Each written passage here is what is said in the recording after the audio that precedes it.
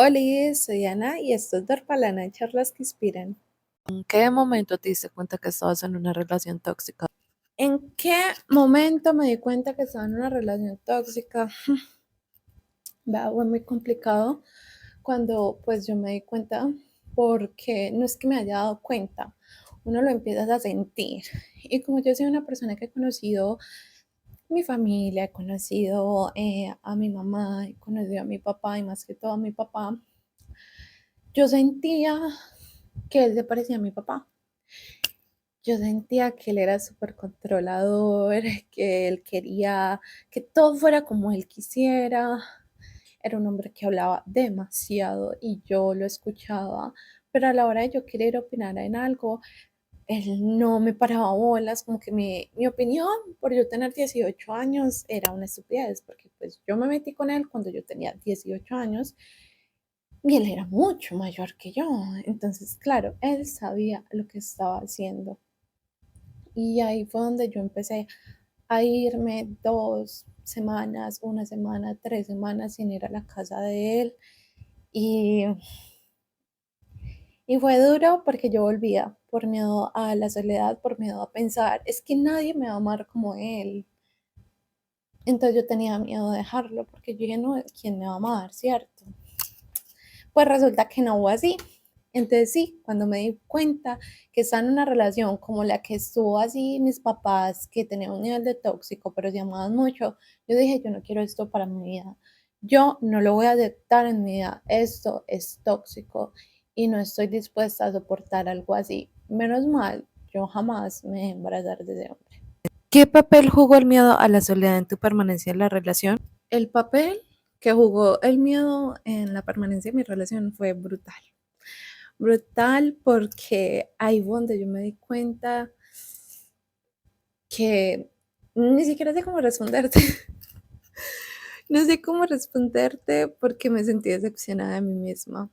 Fue como yo, ¿por qué? O sea, yo siempre me hacía la pregunta, ¿por qué sigo yendo a la casa de él? Ese hombre jamás me fue a buscar a mi casa.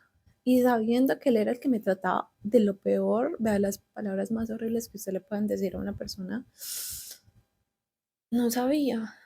Entonces yo lloraba y yo me sentía decepcionada de mí, pero me hizo comprender que me amaba más a mí misma que a él. Pero eso fue con el tiempo, o sea, yo duré, póngale 2 años y medio con él, tratando de superarlo, de olvidarlo, y por medio de esa esperada como que volvía con él y así, o sea, era súper raro, pero sí, eso fue lo que me hizo comprender, que me prefería aprender a amarme más a mí misma que amarlo a él y aceptar esa soledad, aceptar que puedo disfrutar de mi soledad sin la necesidad de tener a un hombre o una persona a mi lado que quiera estar conmigo, salir conmigo, invitarme, todo, porque él me daba todo. Él me invitaba a todo, él me sacaba todo, y aunque eran las mismas partes a las que me sacaba, él era el que me gastaba. Y entonces yo sin trabajo, yo decía, no, es que yo no sirvo para nada, yo no sé qué, hasta que yo dije, no, yo no puedo permitir esto, yo no puedo, yo no entiendo por qué vuelvo, yo no entiendo por qué vuelvo, hasta que un día dije no más y no volví. No volví porque me cansé, porque valgo más como mujer y si ese hombre no sabía valorarme, pues habría otro. Siempre me decía esto. Yo no entiendo por qué me estoy pegando a este hombre sabiendo que hay más de 8.000 millones de personas en el mundo y de eso la mitad son hombres. Entonces yo no entiendo por qué yo me puedo ir para otro país y va a haber un hombre que me ame. Gracias a Dios lo encontré acá y llegó a mi vida. Porque yo sentía que yo amaba tan lindo, que yo merecía un hombre que me amara lindo igual que yo. Y sabe que feliz estoy porque lo logré. Eso, cuando uno aprende del dolor, es que uno puede como trascender, como evolucionar a pasar a otras cosas difíciles, más difíciles, pero como que con una capacidad mental mejor.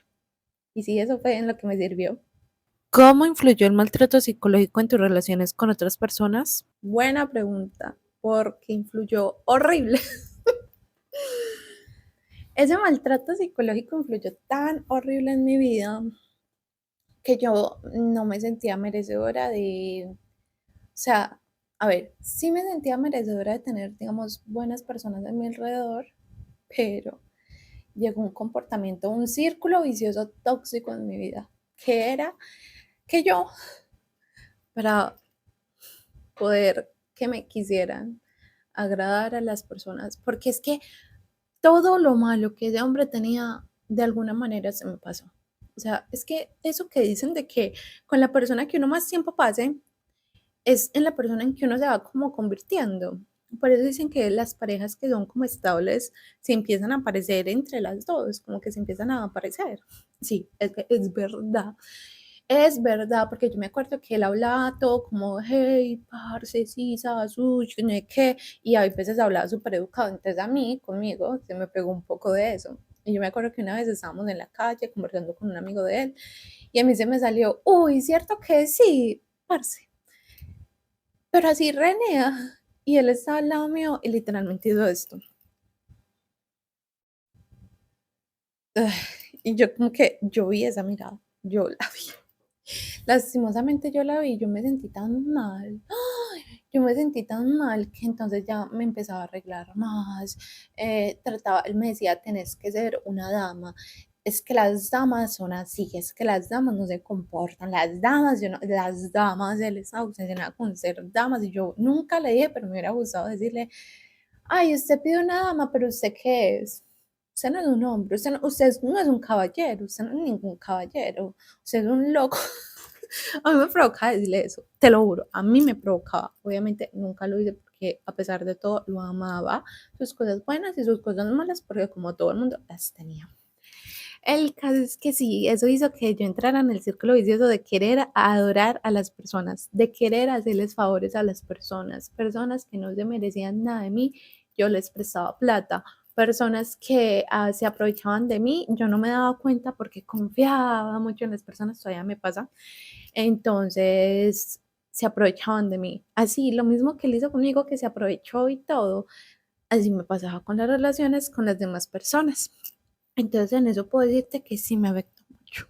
Me afectó mucho el maltrato psicológico, el pensar que tenía que esforzarme para merecer, que tenía que ser alguien más para merecer, que tenía que ser perfecta para merecer, tenía.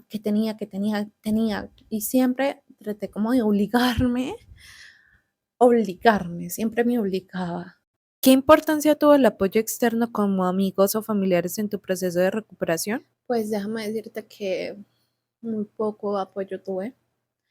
Me acuerdo que yo en esa época tenía una amiga que era la que me lo presentó prácticamente y ella me decía como, no, pues míralo para sacarle plata, míralo como para usarlo, pero yo no era capaz, yo no era capaz, entonces al yo no ser capaz y no tener la fortaleza, resulta que me envolvía más y aunque mi hermana sabía, la única que sabía era mi hermana, mi papá no sabía jamás, jamás supo de esa relación.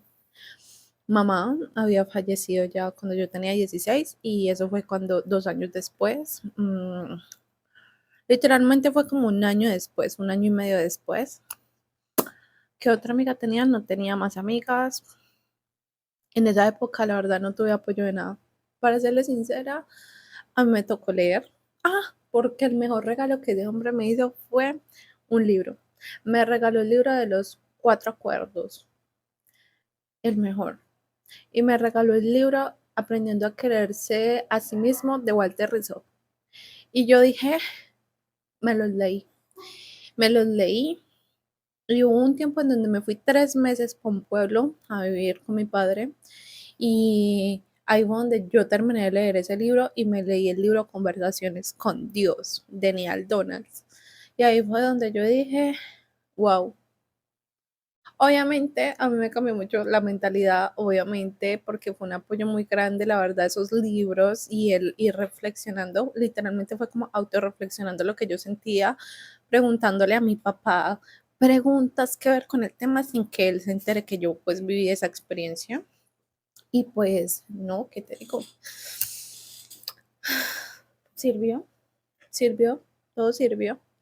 Como digo, del dolor se aprende porque la verdad todo sirvió. Aunque no haya tenido el apoyo prácticamente de nadie, porque mi hermana hubo un tiempo en donde se burló de mí, me dio mucha rabia porque ella no entendía, no comprendía lo que yo estaba pasando tan doloroso porque yo no se lo contaba bien del todo. Pero ella me dijo algo que nunca se me olvidó y fue que ella me dijo, él sabe lo que está haciendo, un hombre de edad lo sabe.